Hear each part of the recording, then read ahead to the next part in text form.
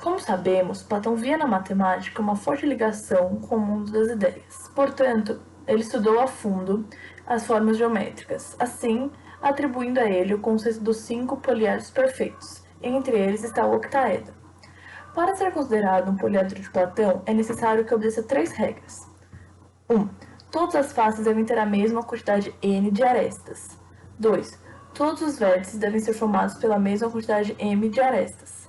3. A relação de Euler deve valer v menos a mais f igual a 2, em que v é o número de vértices, a o número de arestas e f o número de faces.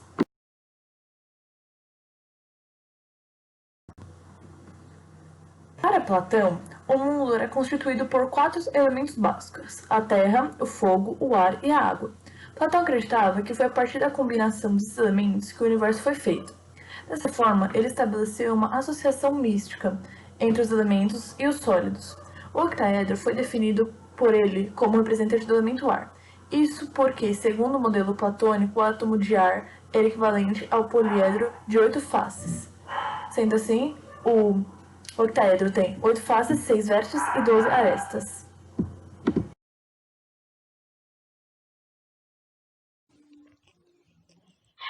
Sendo a planificação do octaedro apenas a tradução escrita de um objeto espacial, sua compreensão aparenta-se trivial, mas seu domínio é necessário para o entendimento de diversas questões encontradas em meio ao estudo da geometria.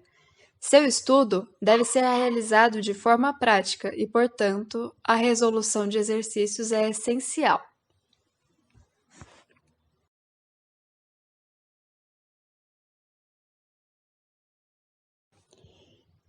Dessa forma, propõe-se a resolução de um exercício relacionado ao tema. O FRG adaptada. As figuras abaixo representam um octaedro regular e uma de suas planificações. Considerando que A, B, E e F do octaedro correspondem, respectivamente, aos pontos A, B, E e F da planificação, quais pontos da figura planificada correspondem ao vértice D? Nesse caso, se o exercício nos aponta que A e F corresponderão aos seus respectivos minúsculos na figura planificada, é simples que seja feita a dedução que o próximo ponto à esquerda S é um dos pontos de D. Assim, considerando a construção da forma, percebe-se que cada aresta só pode ser ligada à próxima aresta do segmento, e, portanto, a aresta SA deverá ligar-se a esta AR, e assim por diante. Conclui-se, então, que os pontos que correspondem ao vértice D são Q, R e S.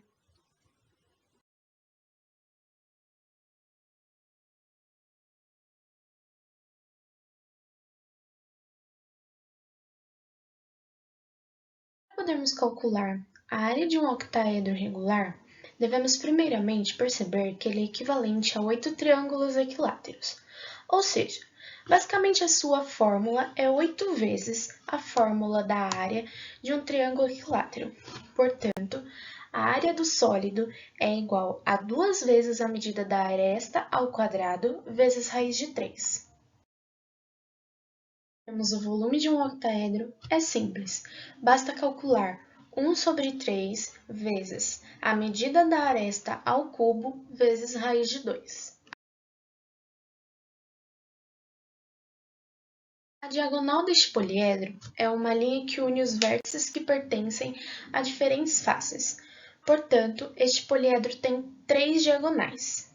Se girarmos ligeiramente essa figura em modo quadrado, na diagonal D, entre os vértices A e C, eles serão alinhados com os vértices A, B e C.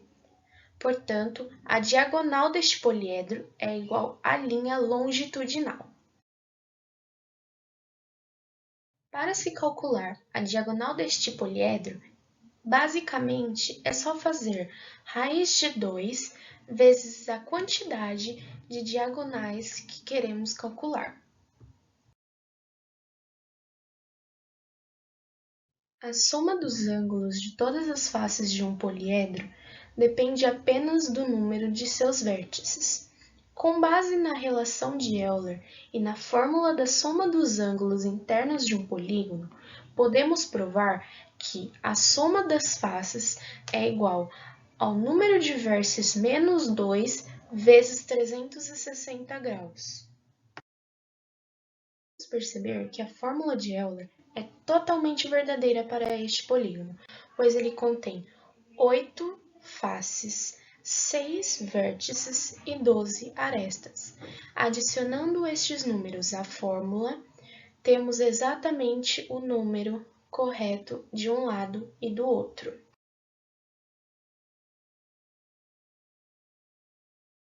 Agora vamos resolver alguns exemplos de acordo com as propriedades do octaedro, sabendo que ele possui 12 arestas, 8 faces e 6 vértices. Também é necessário saber algumas propriedades da trigonometria e da geometria para resolver os exercícios. O primeiro diz: calcule a diagonal da base de um octaedro de aresta 4 cm.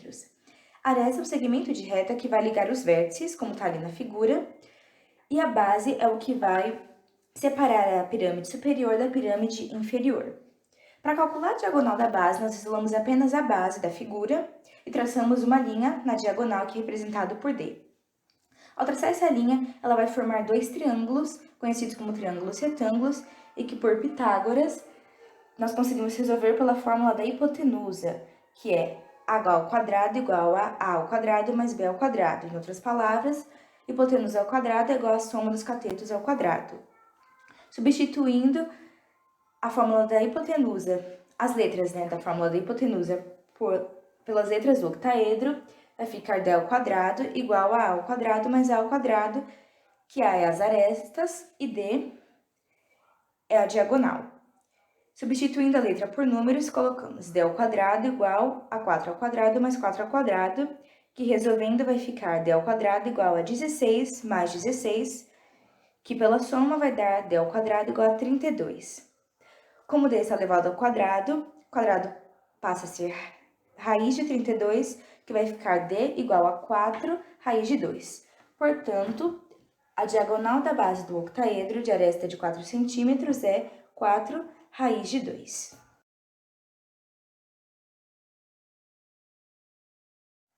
O segundo exemplo diz: calcule a área do octaedro do exemplo anterior, aresta 4 cm.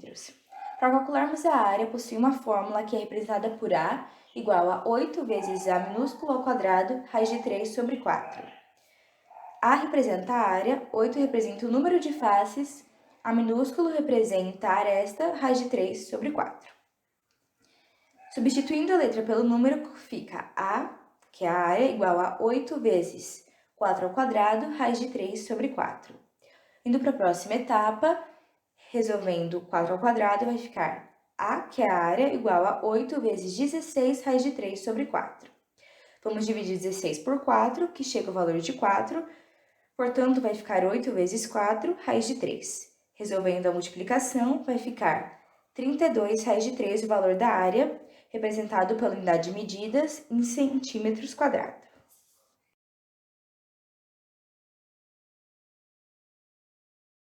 Exemplo 3. Calcule o volume do octaedro aresta 4 cm.